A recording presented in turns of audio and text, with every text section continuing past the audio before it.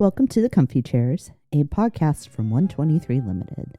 This is Kate, and in today's Comfy HQ episode, we're examining common leadership tensions, how to balance empathy and authority in decision-making, and how to model accountability without being harsh. Both of these questions share something beneath the surface: mindset. So before we close, I'll also offer a few practical ideas to help you shift and shape the way you think about leadership itself. How can leaders balance empathy and authority in decision-making? It's interesting to me that we see empathy and authority as weights that need to balance on a scale of leadership, particularly because they represent two very different processes, one internal and the other external to us. Empathy, a key component of emotional intelligence and a necessity for effective leadership, is an internal process. We practice it, we choose it, and act on it. We all have the capacity for empathy. Authority is, in contrast, an external process. It is granted and wielded. It can go to the wrong person and be misused. It can be removed by others. I think this is, at its core, first a question of power, real or perceived, and then a question of skill and ability. Think of it this way. Your role as a leader can grant you the authority to make decisions, but your leadership is defined by empathy. How you go about making the decisions and choices that will impact your team. So once you answer the first question, do I have the power or authority to make this decision? Then you can ask, how will I go about making the decision? What happens next will depend upon your mindset. In the first case, do you view yourself as a leader, as the steward of decision-making power, or do you view yourself as the leader, as powerful, and so you have the right to make decisions? The distinction is subtle, I know, but it is also extremely important. Your mindset will tell you if you are more focused on the work of being a leader, on what you perceive to be the benefits of a title. Whichever mindset you hold will determine how you proceed once you answer that second question. How will I go about making the decision? This is about action, and leadership action is powered by the leader's skills and abilities. So let's take a moment and address what skills you need to be a great decision maker. There are tons, in truth, but I'm going to limit myself to 5. The first is the ability to collect, interpret, analyze, and summarize information. Next is the ability to discern the natural consequences of a course of action. Third, intellectual curiosity, asking questions and exploring options.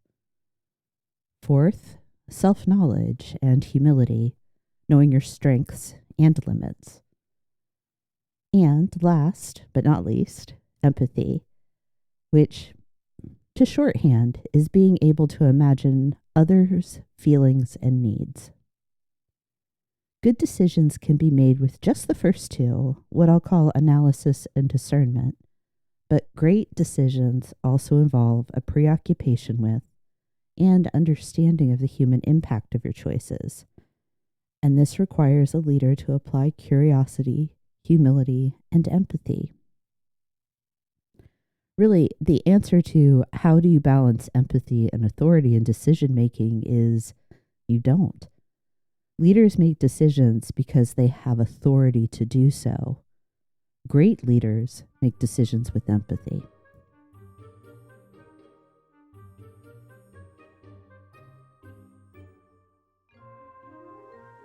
How do I model accountability without being harsh? Honestly, I don't know if you can.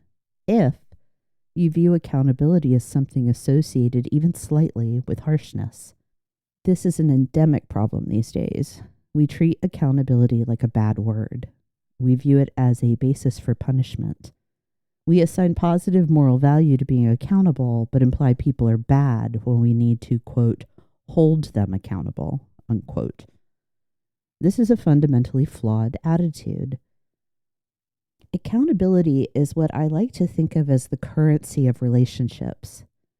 We exchange measures of it during every interaction, and this is especially true at work and in leadership. You see, accountability is the keystone of performance. Without it, connection between leader and employee, their shared ability to get work done, it falls apart. But the good news is that true accountability can exist when trust and transparency are present, and when leaders understand that accountability is an ongoing process that requires maintaining healthy relationships and clear communication. And there's nothing harsh about that. Let me define what I mean when I say accountability. At the highest level, accountability means having to answer for one's actions. It means knowing in advance that you will have to explain yourself and that your actions will have consequences. And this only works if you actually know in advance that you will have to answer for your actions, and if you trust the processes used to keep track of your actions and to tie consequences to them. Managers own the processes for communicating expectations and for tracking, providing feedback, and delivering consequences. This chain of events, expectation, feedback, and consequences points to the fact that accountability exists within a process that has a before, a during, and an after. Do you see the logic here? And do you see that if you think of accountability as a process that is co-owned by you and your employee, that harshness doesn't have a role to play? It's actually a lot like today's first question. Your mindset will drive your actions. If your mindset is accountability is punishment, then you will struggle to avoid being harsh. If your mindset is accountability is how we get work done, then you can lead. The fact is, when you hold this mindset about accountability and your role in establishing and maintaining it, it becomes the surest means of demonstrating care and respect for your team. So I want to encourage you to reflect on how you've been approaching accountable moments and how you might change your mind to change your approach.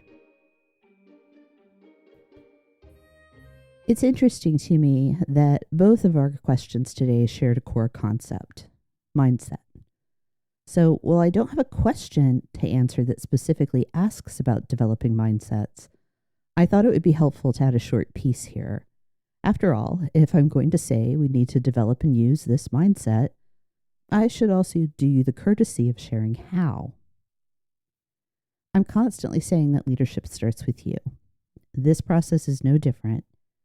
You begin with self-reflection so that you can accurately identify and name your current mindset.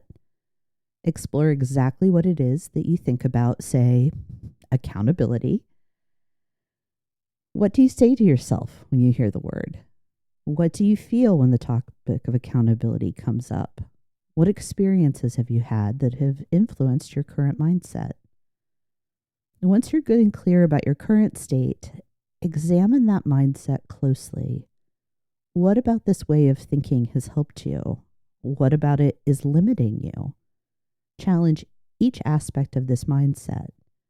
Ask yourself questions like, if I can change the negative reaction I feel when I hear you need to hold your team accountable, would that make it easier for me to provide feedback to my employees?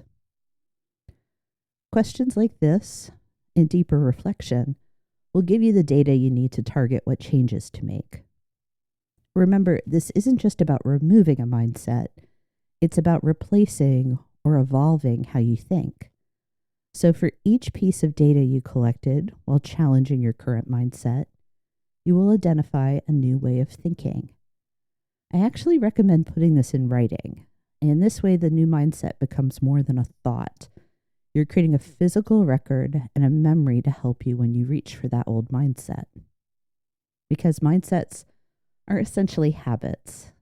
Do anything you can to make this change process easier for yourself. In addition to writing down the new mindset, consider asking someone you trust to help you and give you a nudge when they see you acting on the old way of thinking. Or keep a record of the times you used the new mindset and reward yourself in some small way when you reach a milestone. And definitely give yourself grace when you fall back into your old ways of thinking. This type of internal mental change takes time, and you will miss the mark sometimes. That's okay. The effort and the endurance are what matter. That's all for this episode of The Comfy Chairs. Thanks for listening, and thanks for doing the quiet and thoughtful work of leadership. If you've got a question you'd like me to explore on a future episode, I'd love to hear from you, and you can send it my way using the link in the show notes. And if this conversation gave you a clearer view of the kind of leader you want to be, I'd love to invite you to subscribe to my newsletter. You'll find a link in the show notes for that as well. Next week, I'll be back in the comfy chairs with a conversation about lifelong learning with a very special surprise guest. I'll see you then.